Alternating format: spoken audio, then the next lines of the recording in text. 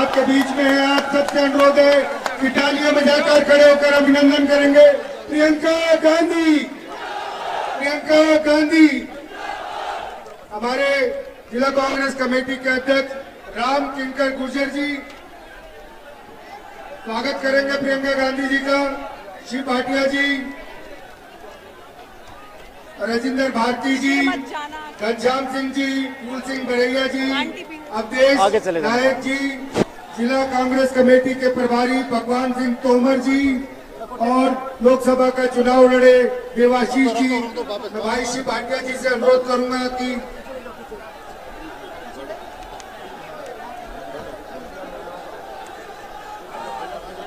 मैं जिला कांग्रेस कमेटी के अध्यक्ष से अनुरोध करूंगा कि कृपया स्वागत भाषण दें। मां पीताम्बरा की पावन भूमि पर हमारे बीच में पधारे इस देश की आवाज, किसानों की, महिलाओं की आवाज, हिंदुस्तान में नारी लड़की हो नर शक्ति का नारा देने वाली बहन प्रियंका गांधी जी का हम करतल ध्वनि से स्वागत करेंगे। तालियों की करतल ध्वनि से स्वागत करेंगे पीताम्बरा बाई की नगरी में। हमारे बीच में उपस्थित एआईसीसी के सचिव हमारे प्रभारी आदरणीय से भाटिया जी, आदरणीय प्रभारी एआईसीसी सचिव सीपी मित्तल साहब, आदरणीय प्रभारी श्री भगवान सिंह तोमर जी, आपके दतिया के लोकप्रिय कांग्रेस पार्टी के प्रत्याशी पूर्व विधायक आदरणीय राजेंद्र भारती जी, भांडर के पूर्व विधायक और लोकप्रिय प्रत्याशी आदरणीय फूल सिंह बरैया जी, आदरणीय राजाराम बघेल जी, आदरणीय अवधेश नायक जी। हम आमंत्रित करेंगे आदरणीय श्री अवधेश नायक जी आए और स्वागत भाषण के साथ संबोधित करें आदरणीय अवधेश नायक जी। हमारे बीच में उपस्थित पीताम्बरा माई की, पीताम्बरा माई की, हम सबकी लाडली नेता कांग्रेस की राष्ट्रीय महासचिव आदरणीय प्रियंका गांधी जी एवं उपस्थित मंच, मैं आदरणीय प्रियंका जी को बताना चाहता हूं कि मुझे पहले कांग्रेस का टिकट हुआ था और उसके पश्चात जब मेरा टिकट कटा तो राजेंद्र भारती जी को हुआ तो प्रदेश के मुख्यमंत्री जी ने मुझे फोन लगा के कहा कि अवधेश मान जाओ, अब भाजपा में आ जाओ, क्या चाहते हो। मैंने दीदी उनसे कहा कि मैं दतिया से नरोत्तम मिश्रा की विदाई चाहता हूं, इसके अलावा कुछ नहीं चाहता। इसके बाद दीदी उन्होंने नरोत्तम मिश्रा और उनके परिवार के लोगों ने अफवाह उड़ाई। अमित शाह जी आए थे परसों, अवधेश नायक शामिल होने वाले हैं। मैंने उनसे कहा मैं उस दल में हूं जिस दल की सर्वमान्य नेता आदरणीय सोनिया गांधी ने प्रधानमंत्री का पद ठुकरा दिया था। मैं ऐसे 100 टिकट कुर्बान नरोत्तम मिश्रा को दतिया से भगा के मांगेंगे। बहुत बहुत धन्यवाद। अब भांडर के कांग्रेस पार्टी के प्रत्याशी आदरणीय फूल सिंह बरैया जी को आमंत्रित करेंगे, वो आए और हम सबको संबोधित करें। आदरणीय बरैया जी।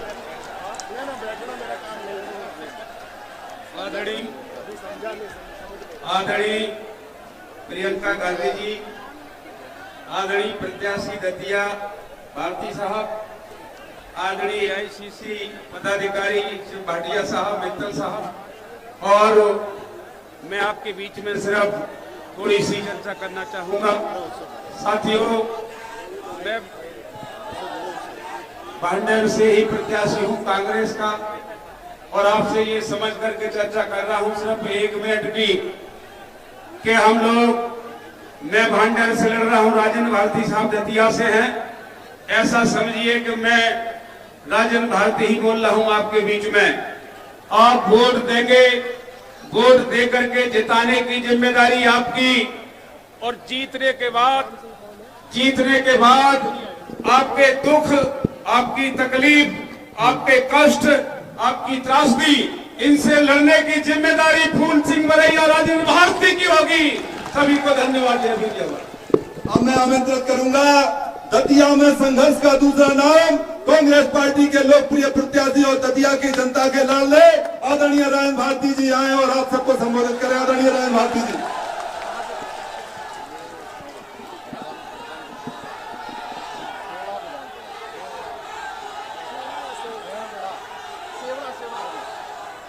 पीताम्बरा माई की, सम्माननीय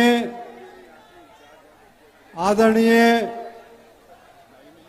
स्वर्गीय श्रीमती इंदिरा गांधी की प्रतिमूर्ति हमारी बहन प्रियंका गांधी जी, सम्माननीय भाटिया जी, मित्तल साहब, मंच पर उपस्थित हमारे सभी कांग्रेस के वरिष्ठ नेतागण, जिला अध्यक्ष जी, अवधेश नायक जी, आज हम लोगों का बड़ा ऐतिहासिक दिन है और महत्वपूर्ण इसलिए है कि दतिया में हमारी बहन प्रियंका गांधी जी की दादी स्वर्गीय श्रीमती इंदिरा गांधी 3 बार दतिया आई, 78, 79 और 80। और आज हमारा ये सौभाग्य है और दतिया के लोगों का सौभाग्य है कि आज विश्व के सबसे राजनीतिक पुराने परिवार की प्रसिद्ध नेता प्रियंका गांधी आज हमारे बीच में है। मैं केवल आपसे इतना ही निवेदन करना चाहता हूं, 2008 से दतिया जिले की जनता ने जो कष्ट, अत्याचार, दुख, तकलीफ सही है, जो कष्ट उठाए हैं और वो कष्ट देने वाला, वो तकलीफ देने वाला, घाव देने वाला एक ही व्यक्ति है, दतिया का गृह मंत्री नरोत्तम मिश्रा।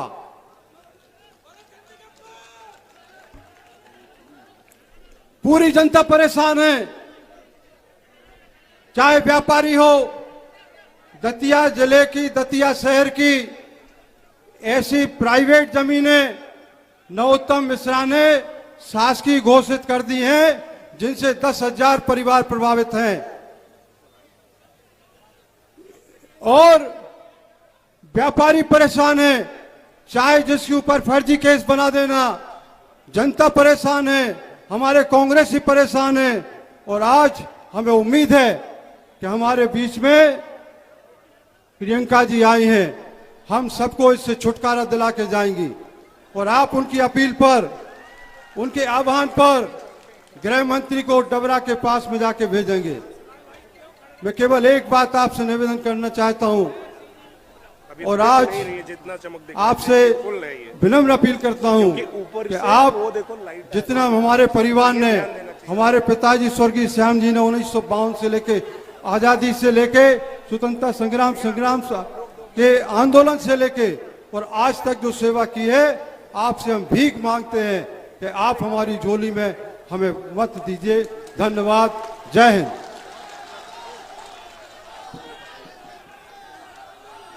अब अपनी हरदिल अजीज नेता प्रियंका जी का जोरदार तालियों के साथ स्वागत कीजिए।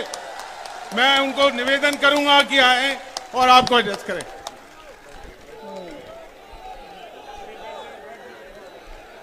बैठ गए सब। माँ पीताम्बरा देवी जी की, माँ बगलामुखी देवी जी की, गोपेश्वर महादेव जी, वनखंडेश्वर महादेव जी की पावन भूमि में आकर आज मेरा बहुत सौभाग्य है। मैं पीताम्बरा माता के दर्शन करने 1.5 साल पहले गई थी। उस समय मैं यूपी में काम कर रही थी और वो जगह ऐसी है कि मैं राजनीतिक प्रोग्राम के लिए आई थी, समय कम था, मैंने कहा दर्शन करने हैं तो ले चलिए। जब मैं वहां गई तो वहां से उठ नहीं पाई, आधे घंटे के लिए मैं बैठी रही ध्यान में और मुझे माता का जो शक्ति है उसका एहसास हुआ। तो इसलिए आज यहाँ आकर, इस पावन धरती पर यहाँ आकर मुझे बहुत बहुत खुशी भी हो रही है। और श्री राजेंद्र भारती जी, श्री फूल सिंह भरैया जी, श्री घनश्याम सिंह जी, श्री ब्रजेंद्र सिंह जी, श्री अवधेश नायक जी, श्री राम किंकर गुर्जर जी, श्री फरमान अली जैदी जी, श्री राधे लाल बघेल जी, श्री सीपी मित्तल जी, श्री शिव भाटिया जी, आप सबका इस सभा में बहुत बहुत स्वागत। मंच पर उपस्थित जितने भी कांग्रेस के नेतागण हैं, आप सबका स्वागत। मेरे कार्यकर्ता भाइयों और बहनों, आपका भी।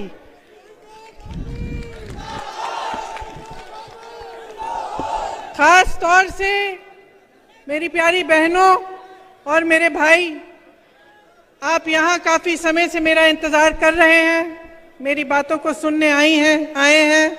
इसके लिए आपका बहुत बहुत धन्यवाद और आपका भी इस सभा में स्वागत। ये संतों और महात्माओं की तपोभूमि है, जैन समाज की तपोभूमि है, राजा वीर सिंह देव की धरती है। आप सबको मेरा प्रणाम और सादर नमस्कार। देखिए, अपना भाषण शुरू करने से पहले मैं कुछ घोषणाएं आपके सामने रखना चाहती हूं जो कांग्रेस पार्टी ने इस चुनाव में मध्य प्रदेश की जनता के लिए की हैं। उसके बाद मैं अपना भाषण शुरू करूंगी। महिलाओं के लिए आपने सुना होगा कि प्रतिमाह 1500 रुपए सरकार आने पर हम दिलवाएंगे। गेहूं का समर्थन मूल्य 2600 रुपए बनाएंगे। आज भी छत्तीसगढ़ में कांग्रेस की सरकार धान के लिए 2400 से अधिक दे रही है। धान के लिए समर्थन मूल्य आपको 2400 मिलेगा। किसान के कर्ज माफ करने का काम हमारी सरकार ने शुरू किया था जब सरकार बनी थी। फिर आप सबको मालूम है कि उसका क्या हुआ, सरकार को किस तरह से गिराया गया। लेकिन वो काम हम फिर से शुरू करेंगे। अगर हमारी सरकार आएगी तो हम किसानों के कर्ज माफ करना शुरू करेंगे। 100 यूनिट बिजली माफ होगी, 200 यूनिट बिजली बिल हाफ होगी, मतलब आधी होगी। पुरानी पेंशन लागू की जाएगी। आप सब इसके बारे में मैं थोड़ी लंबी चर्चा बाद में करूंगी। गैस सिलेंडर 500 रुपए में मिलेगा। 5 हॉर्स पावर की सिंचाई की बिजली मुफ्त मिलेगी। ओबीसी के लिए आरक्षण 27% का किया जाएगा। जाति जनगणना आपके प्रदेश में हम कराएंगे। 2 लाख सरकारी पद भरे जाएंगे। प्रतियोगी परीक्षा में निशुल्क, मतलब 100% आपको छूट मिलेगी फीस के भरने के लिए। तो प्रतियोगी परीक्षाएं जितनी भी हैं वो निशुल्क हो जाएंगी। परिवार सहित 25 लाख रुपए तक का बीमा और 10 लाख का दुर्घटना बीमा मिलेगा। ये भी आज कांग्रेस के प्रदेशों में हो रहा है। राजस्थान में 25 लाख तक मुफ्त इलाज हो रहा है। पढ़ो और पढ़ाओ योजना है जो कांग्रेस कह रही है कि करेगी। इसमें कक्षा 1 से 12 तक निशुल्क शिक्षा होगी। कक्षा 1 से 12 तक जो बच्चे स्कूल में भर्ती होंगे और जो पढ़ाई के लिए जाएंगे उनको हर महीने 500 से लेकर 1500 रुपए उनके परिवारों को दिए जाएंगे, उनको प्रोत्साहित करने के लिए और जो स्कूल का सामान है वो खरीदने के लिए। तो देखिए, ये थी घोषणाएं। अब घोषणाएं तो सब करते हैं कि नहीं? भाजपा वाले भी करते हैं। कितनी घोषणाएं की हैं उन्होंने यहाँ? 22,000। कभी उनके नेता आए ना तो पूछ लीजिए, किसी को भी 22,000 घोषणाएं अगर याद हो खड़े होके सुना दे, है ना? पब्लिक को तो याद नहीं है। मैं तो कहती हूँ नेताओं को भी याद नहीं रह सकती है, क्योंकि वो कुछ अलग तरह की घोषणाएं होती हैं। वो खोखली घोषणाएं हैं जो चुनाव के समय की जाती हैं। जैसे आपकी जो लाडली योजना है, बहनों बताइए, 18 सालों से सरकार है तो 2 महीने पहले क्यों की है घोषणा? क्या 2 महीने पहले से, जब 18 सालों से आप गरीबी और संकट का सामना नहीं कर रहे थे? तो ये लोग जो घोषणाएं करते हैं वो ये समझ के करते हैं कि भाई जनता को हम बेवकूफ बना सकते हैं। जनता को, पब्लिक को क्या नहीं कहा इन्होंने? आपको कहा कि आपको रोजगार दिलवाएंगे, बताइए मिले? हाथ उठा लो जिसको रोजगार दिया है। 3.5 सालों में 21 रोजगार दिए हैं। 21 रोजगार। वहां बगल में छत्तीसगढ़ में कांग्रेस की सरकार है। पूरे देश भर में सबसे कम बेरोजगारी का दर छत्तीसगढ़ में है। यहां 18 सालों से सरकार में 3.5 सालों में 21 रोजगार दिए हैं। कोई स्कूल या कॉलेज खोला है? बंद किए। 7,000 से अधिक स्कूल मध्य प्रदेश में बंद हो चुके हैं। अस्पतालों में सुविधा मिलती है, स्वास्थ्य सुविधा, बताइए, बीमार पड़ते हैं तो कहाँ जाना पड़ता है? प्राइवेट में जाते हैं कि सरकारी अस्पताल में? कहाँ? प्राइवेट। प्राइवेट के में जाने के लिए पैसे कहाँ हैं? कमाई ही नहीं है। और स्वास्थ्य सुविधाओं में जितने भी अस्पताल है, स्वास्थ्य सुविधाएं मध्य प्रदेश की हर स्तर पे अगर आप उसको देखेंगे, हर स्तर पे पद खाली पड़े हैं, पद खाली हैं। अब नौजवानों हाथ उठाओ भाई, पढ़ाई कितनी की है तुम लोगों ने? सबने की है, सबने किया लगभग। आजकल तो सबसे गरीब से गरीब परिवार में सबसे पहले बच्चे को पढ़ाते हैं। कैसे भी मेहनत कर लें, दिन रात खेती में मेहनत कर लें, कहाँ भी कर लें, ये सबसे जरूरी महत्वपूर्ण चीज होती है हर परिवार के लिए कि हमारे बच्चे पढ़ लिख लें ताकि रोजगार मिल जाए। यहाँ परिस्थितियां ये हैं कि तमाम बच्चे पढ़े लिखे हैं, ऐसी बात नहीं है कि पढ़े लिखे नहीं हो। आप भर्ती की परीक्षाएं देते हो, क्या होता है? घोटाला होता है, रोजगार नहीं मिलता। पढ़ते हो, लिखते हो, फीस भरते हो, प्राइवेट में ट्यूशन लेते हो, फिर भी कुछ नहीं मिलता। ये परिस्थितियां हैं। और आपकी शिक्षा के लिए, आपके स्वास्थ्य के लिए कुछ नहीं किया गया। इन्होंने कहा था महंगाई घटाएंगे, किसानों की आय दुगनी होगी। बताइए, किसानों की आय दुगनी हुई? महंगाई बढ़ी है कि घटी है? अभी धनतेरस था, बर्तन खरीद पाए थे? ये ऐसा होना चाहिए कि त्योहार आ रहा है और घबराहट हो कि भाई त्योहार आ रहा है, लिपाई पुताई करनी है, खाना बनाना है मेहमानों के लिए, पटाखे खरीदने बच्चों के लिए, और घबराहट होनी चाहिए कि कैसे करेंगे। ये परिस्थितियां हो गई हैं आपकी। यहाँ पे आपके लिए कुछ नहीं किया इन्होंने। किसानों को देखिए, खाद, बीज, ट्रैक्टर, हर चीज पे टैक्स, डीजल पेट्रोल के दाम आसमान छू रहे हैं, आपको कोई राहत नहीं। आपके कर्ज माफ करने की बात उठती है तो कहते हैं पैसा नहीं है। अडानी जी के कर्ज धड़ाधड़ माफ कर रहे हैं, बड़े बड़े उद्योगपतियों के हजारों करोड़ माफ हो रहे हैं। ये परिस्थितियां आपकी। अब किसानों की बात देखिए, यूरिया की क्या हालात है? यूरिया को लेने के लिए या मिलने के लिए क्या हालात है? लंबी लंबी कतार है कि नहीं है? आपको मालूम है गोदाम में यूरिया के बोरे हैं। अभी हाल ही में अखबारों में आया था कि जो चुनाव आयोग है उन्होंने वितरण बंद कर दिया है। अब अखबारों में बहुत चीजें आती हैं, ये मुझे लगा कि आपके सामने मुझे रखनी चाहिए कि मैंने पढ़ा कि इसीलिए बंद किया है इनका वितरण, क्योंकि इस पे मोदी जी की फोटो चिपका दी। और मोदी जी की फोटो चुनाव के समय चिपका दी तो चुनाव आयोग ने कहा भाई इस समय आप नहीं बांट सकते। तो किसान त्रस्त है, परेशान है, पूरा सीजन निकल जाएगा, वो खेती में खाद नहीं डाल सकता। वो जाता है खाद लेने के लिए तो या तो खाद मिलती नहीं है या उसे कहा जाता है कि पहले अपना कर्ज भरो। तो क्या करेगा किसान? महंगाई से परेशान है। जैसे मैंने कहा, डीजल, पेट्रोल, टैक्स, सब कुछ, जितनी भी चीजें हैं, ट्रैक्टर है, खाद है, कुछ भी है, उस पर टैक्स है। डीजल पेट्रोल इतने महंगे हो गए, ऊपर से खाद नहीं मिलता। तो क्या करेगा? और कब तक आप इन परिस्थितियों को सहते रहोगे? आपकी मेहनत बर्बाद हो रही है, आपका जीवन निकला जा रहा है।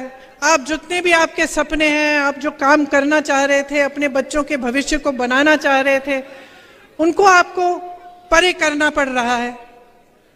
और देखिए, दरअसल एक बात समझ लीजिए, इनके जो सारे नेता हैं ना, बड़े विचित्र टाइप के नेता हैं। पहले तो हमारे सिंधिया जी, जानते हैं, मैंने उनके साथ यूपी में काम किया। अब क्या है,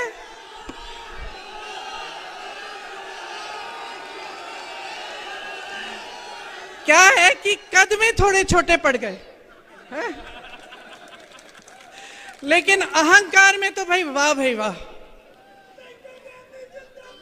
जब हम काम कर रहे थे यूपी में काम कर रहे थे तो देखो, यूपी वालों की, तो हम भी यूपी के हैं, आदत है हम लोग शिकायत, गुस्सा, नाराजगी सब निकाल देते हैं।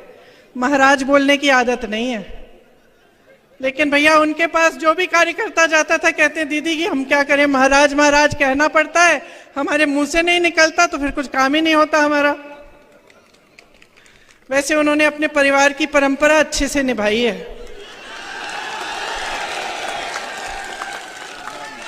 विश्वासघात तो बहुतों ने किया है, लेकिन इन्होंने ग्वालियर और चंबा की जनता के साथ विश्वासघात किया है। आपके पीठ में छुरा भोंका है, बनी बनाई सरकार को गिरा दिया, और वो बनी बनाई सरकार आपकी थी, आपने वोट दिया था उसके लिए। 3.5 साल से इस सरकार ने आपको 21 रोजगार दिए हैं। वो सरकार कांग्रेस की थी। मैंने जैसे कहा, छत्तीसगढ़ में देखिए बेरोजगारी का दर क्या है, आप ही के साथ धोखा हुआ है। इनकी नेताओं की बात कर रहे हैं तो दूसरे यहाँ के आपके गृह मंत्री महोदय जी की हो जाए। काम है कानून का पालन कराना। पता चला कि दिन भर पिक्चर देखते रहते हैं, कौन क्या पहना है उसकी बड़ी चिंता रहती है इन्हें। आपके पास कपड़े लत्ते नहीं है, आप कुछ खरीद नहीं पा रहे हैं, आप किसानी खेती में कमा नहीं पा रहे हैं, इसकी कोई चिंता नहीं है। आगे चलिए, विश्व प्रसिद्ध महान अभिनेता श्री शिवराज चौहान उर्फ मामा जी, एक्टिंग में तो अमिताभ बच्चन के कान काट लें, लेकिन जब काम की बात होती है तो फट से असरानी का रोल पकड़ लेते हैं। और मोदी जी का तो आप पूछिए ही मत।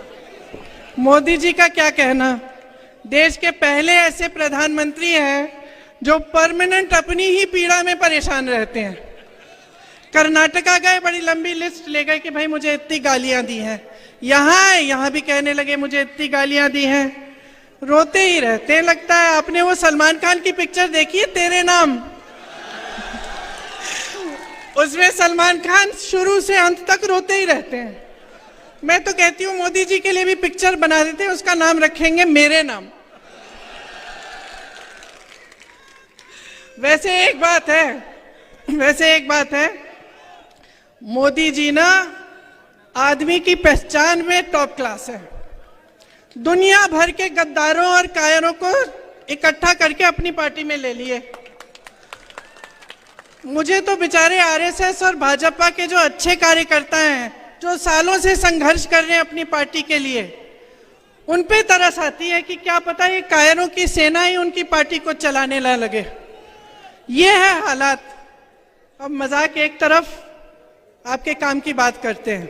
देखिए, मैं आपसे एक सीधी सी बात कहती हूँ, हम मध्य प्रदेश में हैं, बगल में छत्तीसगढ़ है, वहां कांग्रेस की सरकार है, यहाँ भाजपा की सरकार है। तो देखते हैं भाई आपकी सरकार ने क्या किया, छत्तीसगढ़ की सरकार ने क्या किया, और देखते हैं का मतलब ये नहीं है कि प्रियंका गांधी स्टेज पे खड़ी है कह रही है तो आप मान जाए। मत मानिए, आप खुद पता करिए। कोई छत्तीसगढ़ में रहता है, राजस्थान में रहता है, कांग्रेस में के किसी अन्य प्रदेश में रहता है, तो आप खुद पता कर लीजिए वहां की परिस्थितियां क्या है। मेरी बातों पे मत चलिए, मेरा काम है आपको बताना, मैं बताऊंगी। देखिए, छत्तीसगढ़ में किसानों के कर्ज माफ हुए। मैंने आपसे कहा कि धान 2600 रुपए का, हम 2600 हो गया है, अब पहले 24 था, अब 2600 हो गया है, 2600 में खरीद रहे हैं। वहां वन उपज के लिए समर्थन मूल्य मिल रहा है। धान छोड़िए, गेहूं छोड़िए, वन उपज के लिए मिल रहा है। जो महंगाई देश की जो केंद्र सरकार है उसने थोपी है जनता पे, उससे बचाया जा रहा है लोगों को। जो आपके पैसे हैं आपकी जेब में वापस दिए जा रहे हैं। यहां जब भी ये सवाल उठता है भाजपा के प्रदेशों में, उनकी सरकारों में, तो जवाब यही आता है कि पैसे नहीं है। आप ओपीएस को देखिए, कांग्रेस के हर प्रदेश में आज ओपीएस लागू है। हमने ओपीएस लागू किया, वहां उन्होंने पैसे रोक रखे हैं छत्तीसगढ़ में, कि जब हम लागू कर भी रहे हैं तो वो कह रहे हैं हम नहीं देंगे। क्यों? जब ये सबको, बड़े बड़े उद्योगपतियों के कर्ज माफ कर सकते हैं, बड़े बड़े उद्योगपतियों को जो आपकी संपत्ति है वो सौंप सकते हैं, तो आपके लिए, आपके जेब में, चाहे आपका पेंशन हो, चाहे आपके कर्ज माफ करने की बात हो, चाहे महिलाओं के लिए कुछ राहत हो, इसकी बात क्यों नहीं कर सकते? ये क्यों नहीं कर सकते हैं? अब आप बताओ, आपके इलाके में पता नहीं आवारा पशु का है कि है समस्या खेतों में, है कि नहीं है? है। चलो, यूपी में बहुत है, यूपी में बहुत है, और पूरे मध्य प्रदेश में जहां जहां मैं गई हूं वहां बहुत समस्या है। तो अब हम देखते हैं कि भाई आपकी सरकार ने क्या किया, कुछ नहीं किया इसको सुलझाने के लिए। और जो छत्तीसगढ़ की सरकार है कांग्रेस की, उन्होंने देखा कि देखो ये बड़ी समस्या है, इससे किसान जूझ रहा है। रात को आवारा पशु आता है, खेत खा जाता है, तो महिलाएं दिन भर खेती के पहरेदारी करती हैं और रात को किसान जाता है, वो बेचारा बैठा रहता है पूरी रात। तो हमने सोचा कि किस तरह से इस समस्या को सुलझाया जाए। तो क्या किया उन्होंने, हजारों गौठान बना दिए। और उन गौठानों, ये ऐसे गौठान नहीं है जैसे इधर उधर दिखते हैं कि गौ माता को वहां छोड़ दिया, पानी नहीं है, चारा नहीं है, छत नहीं है और वहां पड़ी रहती है, ऐसे गौठान नहीं। उन्होंने सोचा कि ऐसे गौठान बनाएंगे जिससे जो गांव की अर्थव्यवस्था है वो मजबूत हो जाएगी। तो क्या किया, वहां जो स्वयं सेवा समूह है महिलाओं के, वो बनवाए, महिलाओं को रोजगार दिया। ये कह दिया कि अगर आप गोबर बेचेंगे, हम गोबर आपसे खरीदेंगे। सरकार जनता से कहा कि हम गोबर खरीदेंगे। तो क्या हुआ, लोगों ने आवारा पशु रखने शुरू किए क्योंकि उससे कमाई शुरू हो गई। तो आवारा पशु रखना शुरू किया, उसकी गोबर सरकार ने खरीदी, उसमें से गोबर गैस बनाया, अन्य ऐसी चीजें बनाई और गौठान में खूब रोजगार दिलवाए, खासतौर से महिलाओं को। तो वहां मैं ऐसी महिलाओं से मिली हूं जो उन गौठानों में काम करके अपने स्वयं सेवा समूह द्वारा 1 लाख से 6 लाख रुपए कमा रही हैं महिलाएं। तो एक बड़ी समस्या थी, उसको सुलझाने के लिए दिमाग लगाया गया और ये तय किया गया कि हम इस तरह से सुलझाएंगे कि जनता की सुविधा हो जाएगी। और आज मध्य प्रदेश में किसान उसी से जूझ रहा है। मैं तो कहती हूँ नकल ही कर लेते, छत्तीसगढ़ में जो प्रोग्राम है, जो योजना है, उसकी नकल करके यहां कर लेते हैं, उतना भी नहीं किया। तो जो आपकी बड़ी बड़ी समस्याएं हैं उससे आज आप जूझ रहे हैं, बहुत परेशान हैं। गांव को मजबूत करने की जो बात होती है ना, वो शुरू में महात्मा गांधी जी ने की थी, ग्राम स्वराज कहते थे उसे। कहते थे कि जब तक ग्राम स्वराज पूरी तरह से नहीं होगा तब तक ये देश पूरी तरह से स्वतंत्र नहीं हो सकता, ये कहते थे गांधी जी। तो जो कांग्रेस की सरकारें हैं वो चाहते हैं कि ग्राम में मजबूती आए, गांव में, मतलब जो गांव का गरीब है उसे ग्रामीण रोजगार भी मिल जाए, उसे पलायन करने की जरूरत ना हो। तो इसीलिए मनरेगा जैसी स्कीम कांग्रेस पार्टी लाई थी। आप जानते हैं कि मनरेगा की स्कीम से आपको ग्रामीण रोजगार मिलते थे। खेती किसानी पर और जोर डाला ताकि आपको समर्थन मिले, सरकार मदद करे, आपकी सहायता करे ताकि आप कमा पाएं अपनी खेती से। आज छत्तीसगढ़ में ये स्थिति है कि जो पलायन करके चले गए थे, जिनको रोजगार नहीं मिल रहा था भाजपा के शासन में, और वो चले गए शहरों में कि भाई रोजगार वहां अच्छा मिल जाएगा, वो वापस आ रहे हैं। किसानी में जो रोजगार है वो बढ़ रहे हैं छत्तीसगढ़ में। और ये सिर्फ छत्तीसगढ़ की स्थिति नहीं है, ये राजस्थान, हिमाचल प्रदेश, कर्नाटका, जहां जहां हमारी सरकारें हैं वहां हमारी पूरी कोशिश ये है कि पंचायत मजबूत हो, गांव मजबूत हो, ग्रामीण रोजगार मिले, आपके लिए सुविधा हो। बेरोजगारी जो है बहुत बढ़ गई है पूरे देश में। 45 सालों में सबसे ज्यादा बेरोजगारी आज है देश में, भाजपा के राज में। जी आके दे दीजिए, आ जाइए।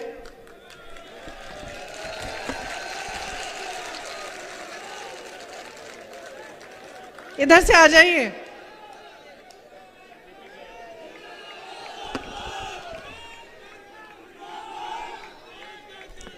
अब आपकी यहां मध्य प्रदेश की क्या स्थिति है? जैसे मैंने कहा, तमाम सरकारी पद खाली हैं, परीक्षाओं में घोटाले पे घोटाला हो रहा है। 3.5 साल में 21 रोजगार दिए हैं आपको, और रोजगार आखिर ये देंगे कहां से? जो बड़ी बड़ी कंपनियां थी सारे अपने दोस्तों को इन्होंने पकड़ा दी हैं। मोदी जी ने जो बड़ी बड़ी सरकारी कंपनियां थी वो, और जो जहां से रोजगार मिलता था, जो हमारे बंदरगाह है, जो हमारे एयरपोर्ट है, जो हमारे हवाई अड्डे हैं, सब अपने बड़े बड़े उद्योगपति मित्रों को दे दिए। तो वहां से तो रोजगार आना नहीं है। फिर लोग खेती में रोजगार मिल जाता था। अब किसान को इतना परेशान कर रखा है महंगाई से, और इनकी सहायता करने के बावजूद इनको और परेशान किया हुआ है। तो खेती से नहीं मिल रहा है रोजगार। अच्छा, फिर रोजगार मिलता था छोटे उद्योगों से, जो जैसे यहाँ दुकान है, ये छोटे छोटे जो उद्योग दिख रहे हैं, यहाँ दुकान दिख रहे हैं, इनमें से रोजगार मिलता था। आपने नोटबंदी थोप दी, उसके बाद आपने जीएसटी डाल दी, बीच में कोरोना आ गया। दुनिया भर में जहां जहां कोरोना था, दुनिया भर में छोटे दुकानदारों की, छोटे उद्योगपतियों की मदद की गई थी, ताकि वो जो कोरोना में जो उन्होंने पैसे नहीं बनाए, जो नहीं बना पाए, उनकी थोड़ी राहत हो जाती और जो रोजगार थे वो बने रहते। ये भी नहीं किया। तो जहां जहां से आपको रोजगार मिलना था वहां मुश्किलें हैं और रोजगार नहीं मिलता। तो ये जब बड़ी बड़ी खोखली घोषणाएं करते हैं ना कि करोड़ों रोजगार दिलवाएंगे, तो आपको समझना चाहिए कि आपके साथ क्या हो रहा है। ये जो सरकारें हैं, आपके प्रदेश की सरकार और केंद्र की सरकार, ये सिर्फ और सिर्फ बड़े बड़े उद्योगपतियों के लिए चल रही है। आप अडानी जी का नाम लेते हैं, 16,000 करोड़ रुपए अडानी जी एक इंसान बना रहे हैं एक दिन में। सोच लीजिए, एक दिन में एक इंसान कमा रहा है 16,000 करोड़ रुपए। और कैसे कमा रहा है? क्योंकि उसके हजारों करोड़ के कर्ज माफ हो रहे हैं, उसको देश की संपत्ति सौंपी जा रही है, और जितने उसके अपने बिजनेस हैं उसको तो आप बताइए जरा मुझे, आपको मालूम है अडानी जी क्या बनाते हैं? कोई बताएगा? जैसे आपको मालूम है टाटा ट्रक बनाती है, बिरला कुछ और बनाते हैं। कोई ये बता सकता है आज के दिन में कि अडानी जी क्या बनाते हैं? क्या? पागल बनाते हैं। देखिए, अडानी जी क्या बनाते हैं वो देश में किसी को नहीं मालूम, लेकिन ये सरकार सब कुछ उनको सौंप रही है, ये सबको मालूम है। आज बच्चा बच्चा जानता है कितना भ्रष्टाचार हो रहा है। ये लोग कहते हैं हम भ्रष्ट हैं, हम कहते हैं ये भ्रष्ट है। अब आप कहोगे कि भाई सच कौन कह रहा है? आप खुद देखिए, इससे कोई बड़ा भ्रष्टाचार हो सकता है कि देश की संपत्ति को उठा के आपने एक उद्योगपति को दे दी? देश के हवाई अड्डे, देश के बंदरगाह, आप बताओ इससे बड़ा कोई भ्रष्टाचार हो सकता है? तो जवाब आपके सामने है, सब कुछ आपको दिख रहा है।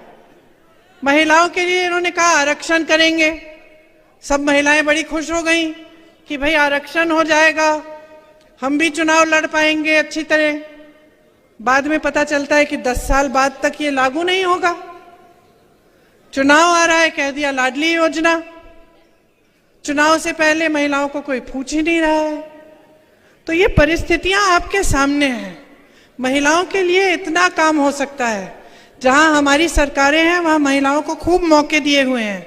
आंगनवाड़ी बहनों की मानदेय बढ़ाए हैं, स्वयं सेवा समूह के कर्ज माफ किए हैं, महिलाओं के लिए खास क्लिनिक खोले हैं जो महिलाएं चलाती हैं, खुद महिलाएं चलाती हैं, और वो क्लिनिक सिर्फ आप बहनों आपके लिए हैं। श्रमिकों की बेटियों के लिए 20,000 रुपए दिलवाए, शादी के लिए 50,000, लड़कियों को पीजी तक मुफ्त शिक्षा करा दी। और जो पाठशालाएं बनाई हैं प्रदेश में, छत्तीसगढ़ में, उन पाठशालाओं में जो इंग्लिश मीडियम पाठशाला है उसमें 50% आरक्षण महिलाओं को दिया हुआ है। तो इतने काम हैं जो हो सकते हैं। ये ऐसी बात नहीं है कि सरकार आई और काम ही नहीं हो पा रहा है, भाई हमारे पास पैसे नहीं है, फंड नहीं है, ये बहाने हैं बहनों और भाइयों। जहां सरकार की नीयत ठीक होती है ना, वहां पे काम बहुत हो सकता है। कल मैं जब छत्तीसगढ़ में थी, गर्व होता है, बहुत गर्व होता है।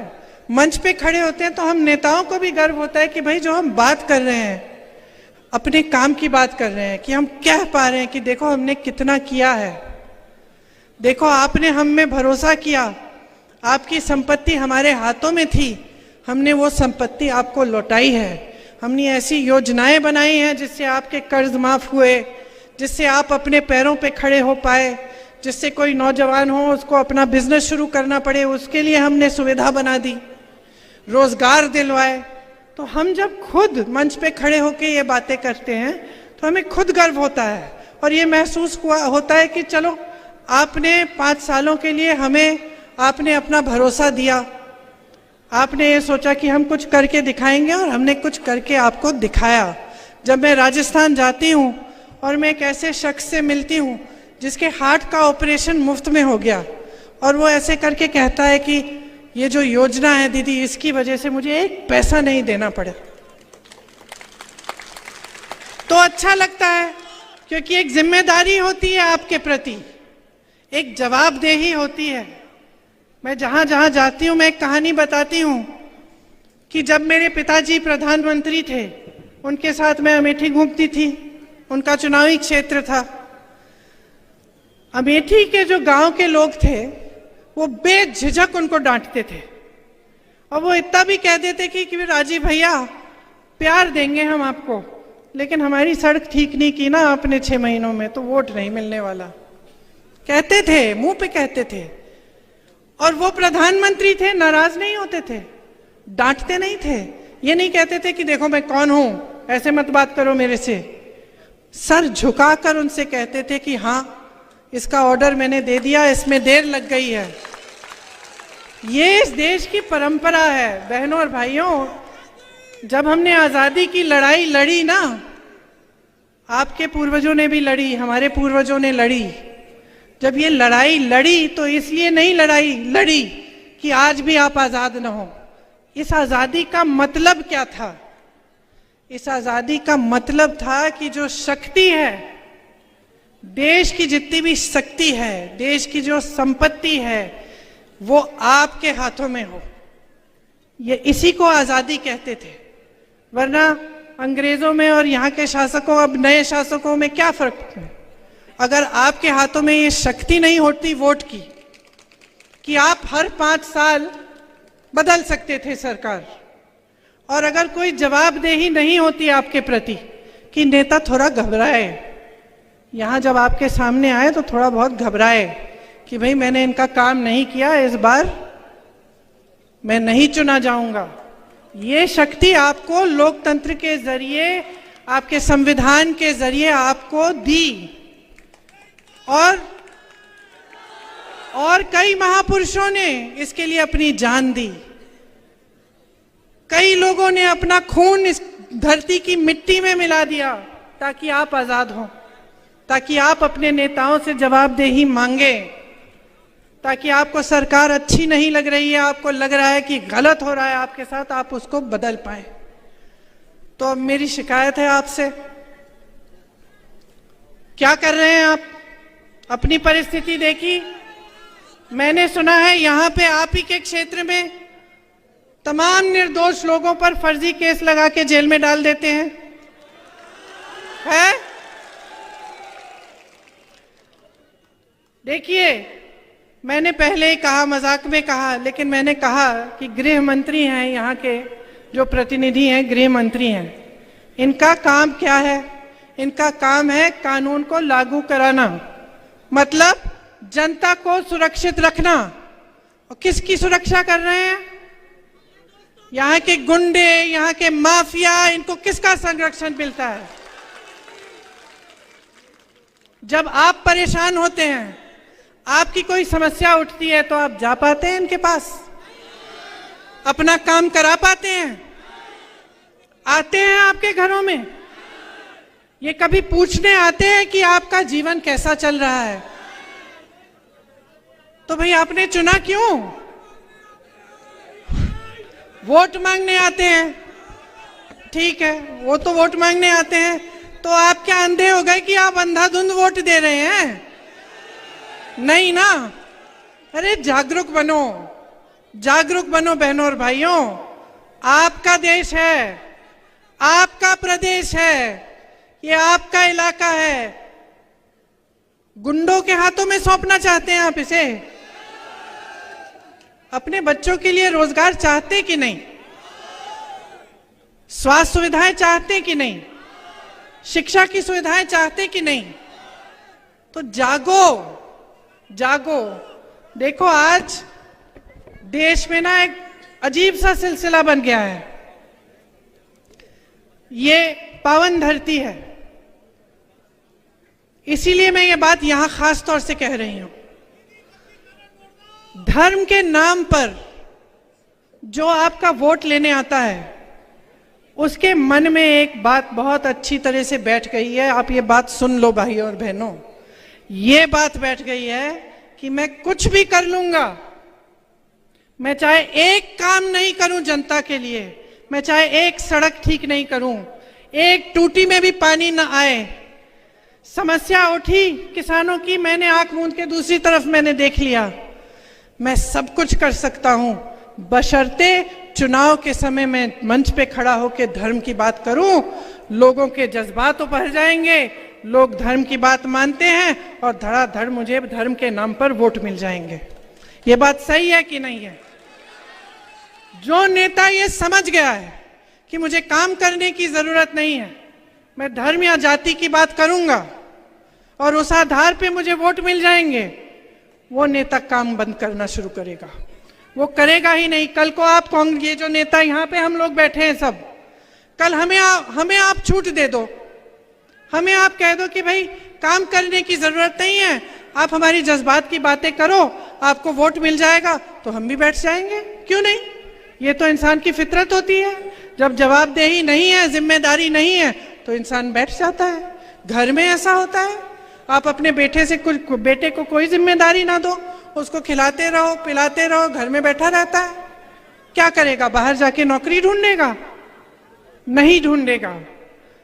जब बेटा गलत करता है, काम नहीं करता, या मान लो कहीं किसी के घर में चले गया, कुछ उठा के ले आया, तो माँ उसको डांटती है, उसको थप्पड़ मारती है, कहती है कि क्या चोरी करके लाया, जा वापस दे, कहती है कि नहीं? तो तुम बच्चों को डांटते हो, बच्चों को सुधारने की कोशिश करते हो, नेताओं को क्यों नहीं सुधार रहे?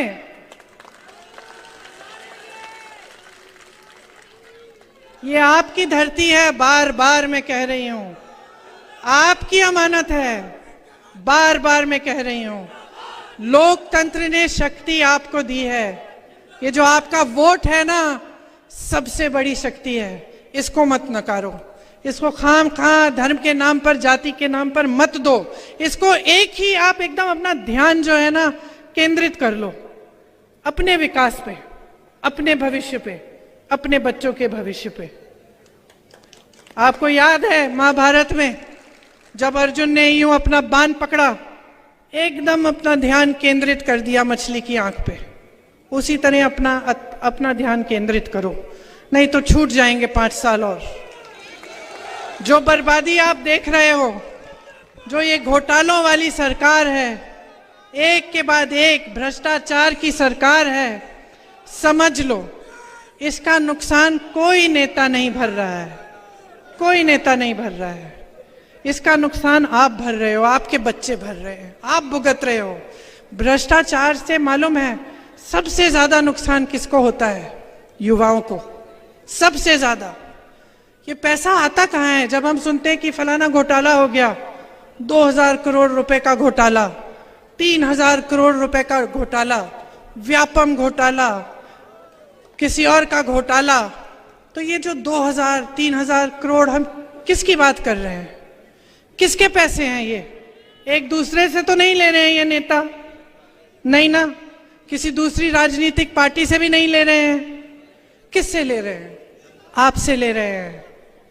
लोकतंत्र में ना सरकार की कोई संपत्ति नहीं होती है, जनता की होती है। जितनी भी संपत्ति है आपकी है, तो आपको जागरूक बनना पड़ेगा। और जब मैं कहती हूं ध्यान केंद्रित करो, तो सोचो भाई सरकार हमें क्या दे रही है? क्या महिलाओं को हर महीने कुछ मिल रहा है? क्या रोजगार मिल रहा है? रोजगार से हमारी कमाई हो रही है? किसानों को राहत मिल रही है? ये बड़े बड़े लंबे चौड़े बिजली के बिल जो आते हैं, इसमें राहत मिल रही है? पूछो, क्योंकि ये सब आपका अधिकार है, कोई आप पर एहसान नहीं करता। हम जब कहते हैं ना, नेताओं की आदत भी खराब कर दी आपने, कहते कि हम दे रहे हैं, हम आपको हर महीने पैसे देंगे, कहते हैं ना सब नेता, कहते हैं कुछ नहीं दे रहे हैं, ये सब आपका पैसा है, आपको वापस कर रहे हैं। कहना चाहिए हम आपका पैसा लौटा रहे हैं, ये कहना चाहिए। तो आदत खराब मत करो। अब बहुत समय हो गया है, 18 सालों से भुगत रहे हो।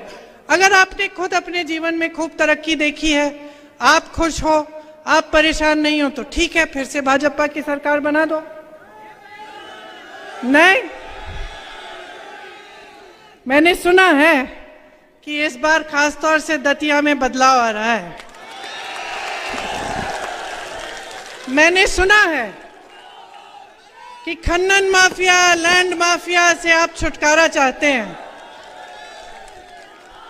मैंने सुना है कि जो भ्रष्टाचार हो रहा है, जो मिलावट हो रहा है, नशाखोरी हो रही है, इससे आप छुटकारा चाहते हैं। सही सुना है? तो मन बना लो, मन बना लो भाई और बहनों। इतना मुश्किल नहीं है, एक वोट की बात है। आज आखिरी दिन है प्रचार का, सोच समझ के अपना वोट दो।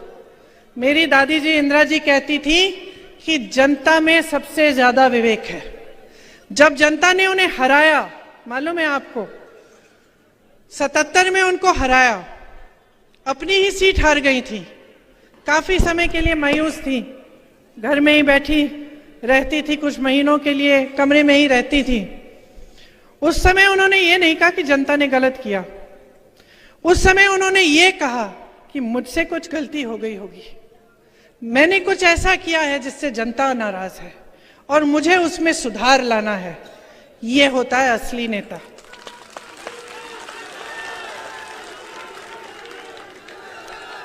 तो इंदिरा जी कहती थी कि जनता में सबसे ज्यादा विवेक है। उनके दिल में आपके लिए श्रद्धा थी, वही श्रद्धा हम सबके दिलों में है। इसलिए मैं यहां आती हूं, आपसे वोट नहीं मांगती, आपसे शिकायत करती हूं और आपसे जागरूकता मांगती हूं, क्योंकि मेरे मन में भी आपके लिए श्रद्धा है। मैं जानती हूं कि ये लोकतंत्र है, आप ही सर्वोपरि हैं, नेता को बनाने वाले आप हैं, लेकिन ये बात आपको समझनी पड़ेगी। जब मैं कहती हूं ध्यान से सोच समझकर अपना वोट डालो, तो मैं यही कह रही हूं कि समझ जाओ कि आपके इर्द गिर्द क्या हो रहा है, क्या आपका इस्तेमाल किया जा रहा है, आपके जज्बातों के नाम पर, धर्म के नाम पर आपसे वोट मांगा जा रहा है, लेकिन काम के नाम पर कोई नहीं मांग रहा। आप एक ऐसी नई परिस्थिति बना लो ना कि जो भी आपके मंच पे आए, या तो आपके विकास का काम की बात करे या फिर आप सुने ही नहीं। नई परिस्थिति बनाओ। आप सोचो, हम 10-20 नेता बैठे हैं, आप हजारों की जनता हो, हमने फिजूल की बात शुरू की, आप चिल्लाना शुरू कर लो, बोलो हमें नहीं सुननी है बात, हमारे काम की बात सुनाओ, तो हम मजबूर हो जाएंगे ना। हम आपके गांव आए, हमने काम नहीं किया आपके लिए, बहुत घोषणाएं की थी, बहुत वचन दिए थे, पूरे नहीं किए, तो जब हम गांव आते हैं तो हमें जवाबदेह बनाओ। अमेठी की जनता करती थी, ज्यादा साल नहीं गुजरे हैं, बस ये हो गया है कि आपको जो धर्म के नाम पर जो जिस तरह से आपके सामने जो प्रचार किया गया है, उससे आपका नुकसान हुआ है। क्योंकि किसी को धर्म का इस्तेमाल नहीं करना चाहिए। धर्म हम सबके दिलों में है, हम हिंदुस्तानी हैं, चाहे किसी भी धर्म के हों। धर्म में हमारी बहुत आस्था है। तो मैं सिर्फ ये कहना चाहती हूं कि नेता के दिल में भी जनता के प्रति आस्था होनी चाहिए, वही आस्था होनी चाहिए, क्योंकि नेता का एक ही धर्म होना चाहिए, आपका विकास, आपकी तरक्की, आपको सशक्त बनाना। तो मैंने काफी लंबी बातें कर ली, लेकिन मेरी बातों को भूलो मत। परसों वोट देने जाओगे तो ध्यान से मेरी बातों को याद रखो। बदलाव लाना है, दतिया में बदलाव लाना है, मध्य प्रदेश में बदलाव लाना है। आपको अच्छे नेता मिले जो काम करके दिखाएं आपको, जो दिन रात एक करके दिखाएं आपको, जो आप ही के लिए समर्पित हैं। तो आप कांग्रेस को चुनिए, 5 सालों का मौका दीजिए। देखिए छत्तीसगढ़ में क्या हो रहा है, राजस्थान में क्या हो रहा है, कर्नाटका में क्या क्या नहीं हो रहा है। आप इन सब प्रदेशों में देखिए, और जो आपका अनुभव रहा है 18 साल का भाजपा की सरकार का, उसका आप इस्तेमाल करिए, उसके बारे में सोचिए, और उस आधार पर जब आप वोट डालेंगे सोच समझकर, अपने विवेक का इस्तेमाल करके, तो मैं दावे के साथ कह सकती हूं कि बदलाव आएगा। एक बार मेरे साथ बोलिए जोर से,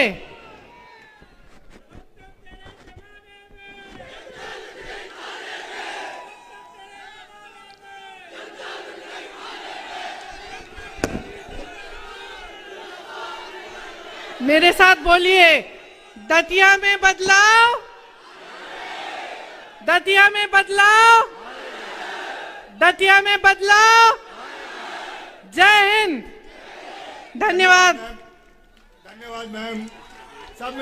सबका यहाँ पे आए हुए अपार जनता का आभार, समूह का धन्यवाद। सब बोले प्रियंका गांधी, प्रियंका गांधी, प्रियंका गांधी, प्रियंका गांधी, प्रियंका गांधी, प्रियंका गांधी। धन्यवाद।